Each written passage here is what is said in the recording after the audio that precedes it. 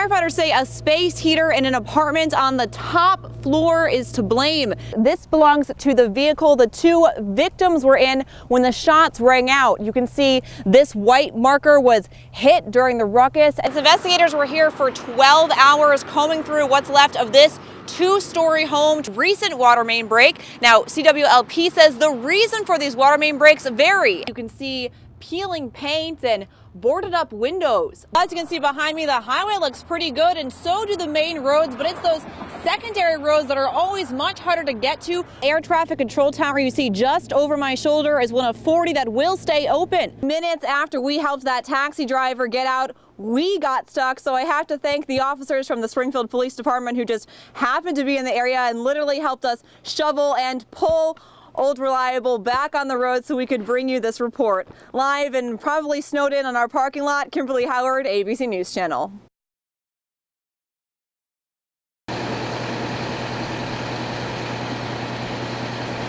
No one says a word. The wind blows and a fire truck hums, hoisting a giant American flag.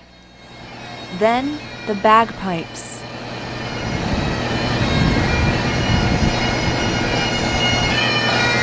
This is Trooper Kyle Dethridge's last ride. The 32-year-old's motorcycle leads the way, followed by the hero himself. And when I heard about this, it just really touched my heart. I've been out here since last night, cried several tears. People who didn't even know him, all here for their own reason. I think about my father. He was a police officer. I feel a kinship having been in the Marine Corps during the Vietnam era. Our son actually attends Triad High School, and one of his teachers is the brother of the fallen trooper. These are all brothers of the fallen trooper, hundreds of them from more than 24 states. No words really can describe this. There hasn't been a civilian car leave this parking lot, and this has been going on. The troopers have been leaving the parking lot for 30 minutes now. The procession continues through town, heading toward Dethridge's final resting place, where he'll be mourned, but never forgotten. There's a sense of loss, there's a sense of grieving, but there's also a sense of appreciation for a duty accomplished.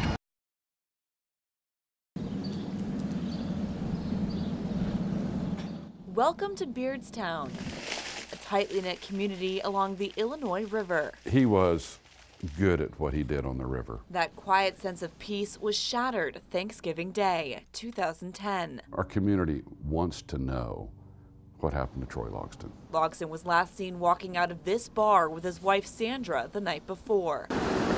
No one saw him leave the parking lot. We interviewed hundreds of people. It was the night before Thanksgiving. You would think somebody would have been around to hear something, see something. 45 minutes after leaving the bar, Logsdon was dead, his body halfway in a ditch less than 12 blocks away. He died being transported in a car. That's the way that it appeared to me.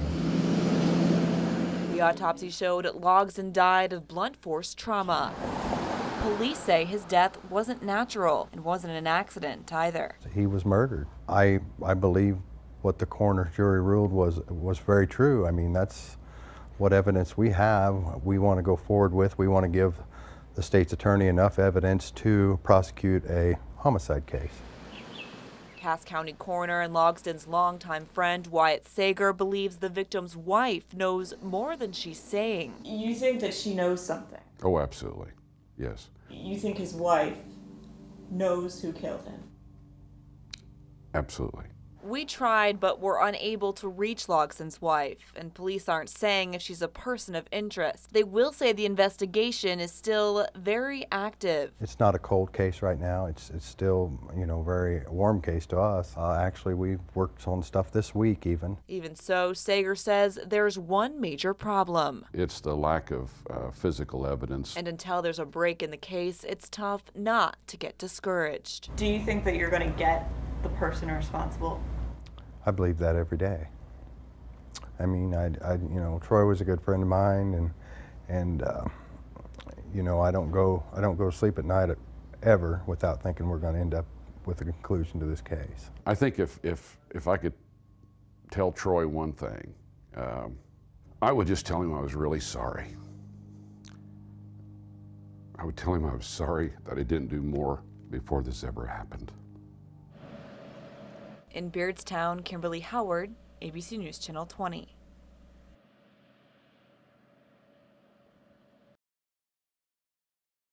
As a record store, we've been here 35 years. In this building, my family's been here since 1910. Almost like a time warp, taking nostalgia full circle. If you'd have told me 35 years ago that one of our biggest sellers would be vinyl today, I would have said you're wrong.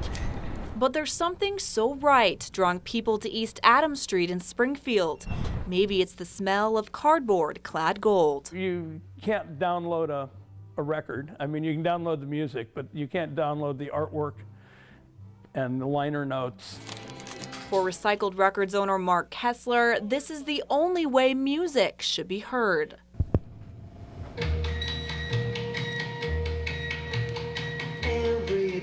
If you listen to a Buddy Holly album digitally remastered on CD, it's very clean and sounds really good, except it doesn't sound anything like what Buddy Holly recorded in a garage in Clovis, New Mexico. If the album you play is a little bit tinny, that's what it sounded like if you listened to it in 1958. And this is the only way customers should be treated. Our guys know music. 2 of the 3 guys that work here play in bands. So if you got a question about how to string a guitar, we can help you. If you need a new needle on your phonograph, we can install it. Dennis Gorse is here to clean out the closet. I brought some 45 records, some albums, and a turntable. Sure. His return, Good. Thank you now. $37. You know, you just don't see stores like this anywhere. I mean, you can't go out to the mall and find a place where you can sell and buy. And While the day after Black Friday is dedicated to buying local, that's the mantra these people live by every day. In a place where shopping isn't dominated by frantic bargain hunters or pushy salesmen, just local people sharing their love of something different.